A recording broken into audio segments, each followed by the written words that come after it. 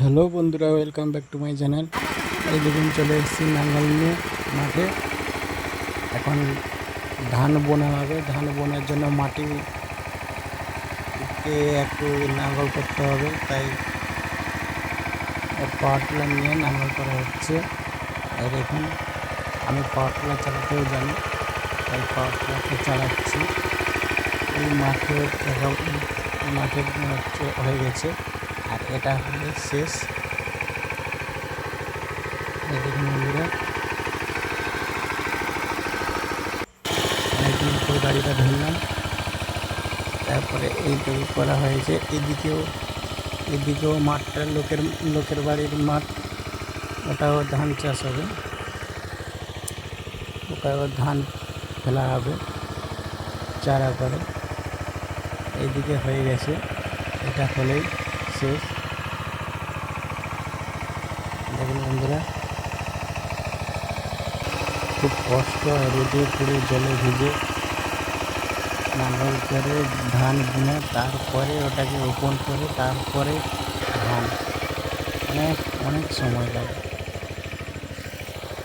কিন্তু আমরা সেরকম ন্যায্য মূল্য পাই না। এখন বাঁধ করছি, এটাতে আবার জল দিতে হবে, নাহলে এই শুকিয়ে গেলে এই যে মাটিগুলো পুরো শক্ত হয়ে যাবে, তখন আর মিলবে না, নরম হবে না। তাই একে বাঁধ করে তারপর জল দিতে হবে, জল দিয়ে এগুলো মাটিগুলোকে নরম করতে হবে। এই দেখুন গাইজ, আমি এখন বাঁধ করছি।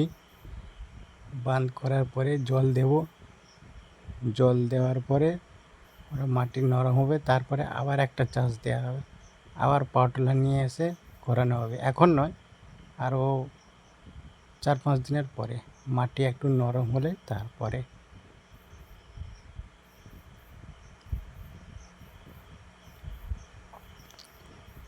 এই পুরোটা আমি বাঁধ করব, বাঁধ করে তারপর জল ছাড়ব।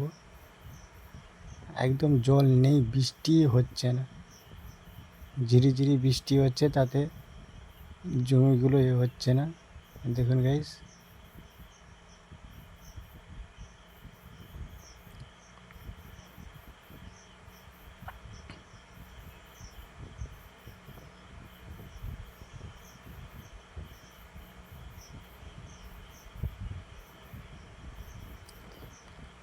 আমি মাঠের কাজ ততটা পারি না, যদিও তাও নিরুপায় করতে হয়, কেন চাষ তো করতে হবে, খেতে তো হবে, চাল কিনে কত খাবে।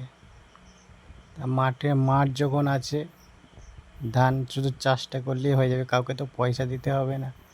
লোক অনেকেই আছে জমি কিনে তারপরে চাষ করে। এটা তো আমার ঘরের জমি, তাই ঘরের জমিতে একটু কষ্ট করলেই পুরো তাজা ফল পাবে, এমনকি বিক্রিও করতে পারবে।